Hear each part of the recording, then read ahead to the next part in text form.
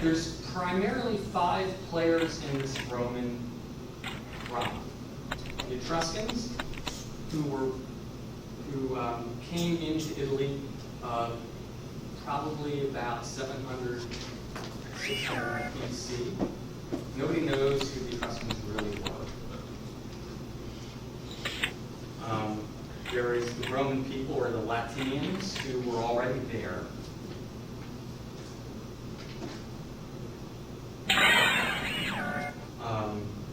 There are the Greeks.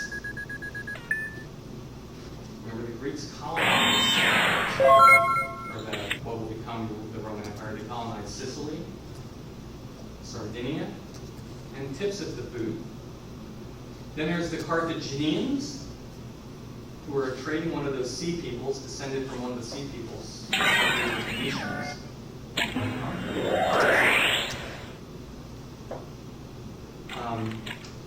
And then there's these people, the combination of Latinians and Etruscans, but they're going to be called the Romans specifically, people who inhabited that little town that will become Rome.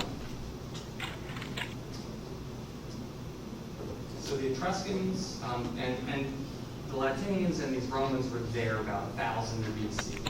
The Etruscans came as conquerors. So all these people are going to genetically and culturally become Roman over the centuries. They're going to breed, marry, blah, blah. So early Italy and the Roman monarchy, as I said, it started as this monarchy.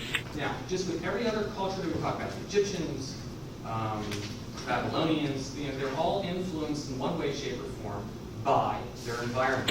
So, Italy itself, the environment, it's a lot of valleys and hills. It had some broad, fertile plains, which the Romans exploited. They were excellent farmers, probably too good at farming. Very large agricultural areas that helped define their political structure. Because they had these broad plains, fertile plains that they could grow crops and wheat and things, this is going to influence their political structure, which I'll talk about in a second. All of the good seaports for Italy were on the western side, which was a little bit of a disadvantage because it's on the western side, and the ports down here off this map are the important trading centers, Miletus and the Greek ports. This is where things are being traded. So ships would have to sail all the way down here to get to the most important trading ports at the time. So most of the ports were on the western side of Italy. It had an arid climate. You could pretty much grow things all year round. They didn't get snow and rain. It's a Mediterranean climate. Rome, the city of Rome itself, was set up the Tiber River, which was easy to defend.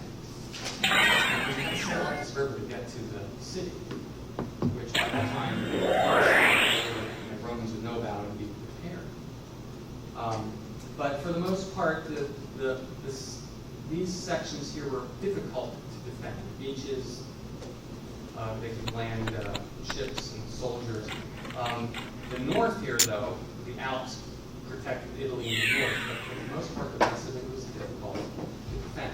Now, it was attractive in that it had these fertile valleys, but it had no other natural resources. I think your book mentions marble. It had marble as its only real natural resource, which is true. It didn't have gold mines or gold veins and silver, which Greece did, and some of the other So the Etruscans, as I said, non-Indo-European speakers. They didn't speak the language of the Greeks and what will become the Romans. They created this confederacy at first. The confederacy is a loose, almost like city-states. Everybody bands together in times of struggle, but for the most part, they each do their own thing. So initially, there was a confederacy of these cities around Italy and Rome's proper, the city of Rome. Now, this is the difference, though. They were city-states much like the Greeks, but they did agree to come together for mutual defense and mutual aid, unlike the Greeks. It's a very important distinction. Okay? Remember, the Greeks were city-states, but they rarely came together to fight alongside one another. Customs, they didn't come together. Whereas the Etruscans, and then eventually the Romans themselves, they were city-states, but they had this confederacy. We'll come and fight mutually to fight a common enemy. But the Etruscans are going to introduce something that did not exist even in Greece. The architecture, the arch and the vault. You know what the arch, these arches, the hallways and the arches and vaults. I'm sure pictures of vaults later. Architecturally, they did not exist in the Greek world. Romans are going to take the arch and the vault, and their empire is going to be drastically changed, not changed, but forwarded by these two architectural elements, the arch and the vault.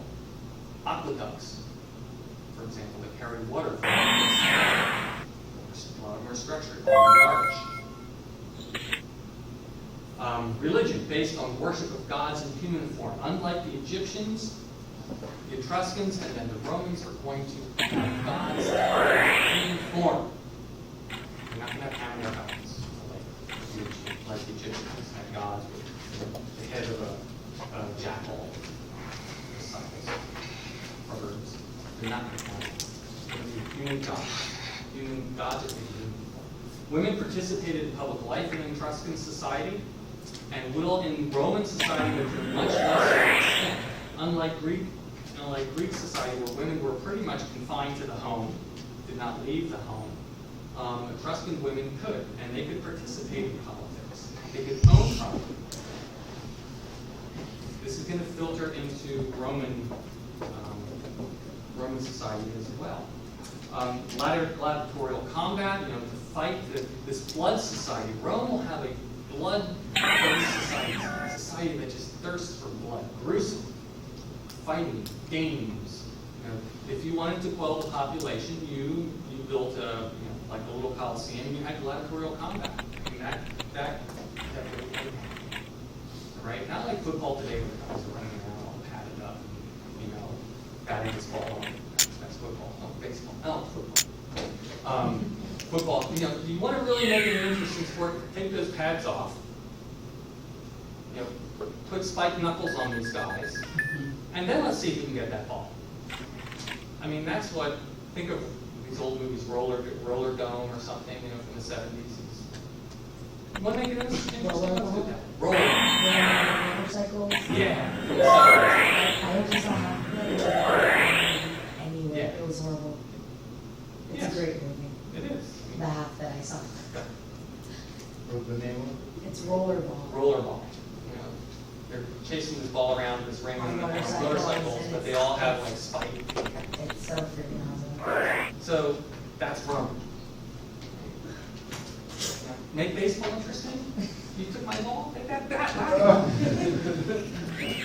Now that's a sport. So women, gladiatorial life, let's say, centers urban life around massive stone temples. And this is something we've seen repeated constantly throughout the ages. The temple being the center of the town, which is not just a place for worship, it's also a place for people to gather for political statements, for market days, things like this. And this is what the Roman Forum is going to be. The Forum is going to be the place where people gather, not only for religious, it's going to be based on a temple, but people are going to gather there. The Senate is going to be built right next to it. But people are going to gather. It's going to be the marketplace. It's going to be the place of public gatherings and public worship and political proclamations. But this is what is happening. The center of life is going to be the temple. Much like the Greeks, the Etruscans established, like I said, independent city-states. But the Greeks, and they formed a confederation. Let's see. repeating myself. But here's barring these little lines, here's Italy showing Roman expansion to 265. So Rome was here, and then just that little city of Rome, and then little areas around Rome, and then it gradually expands 387.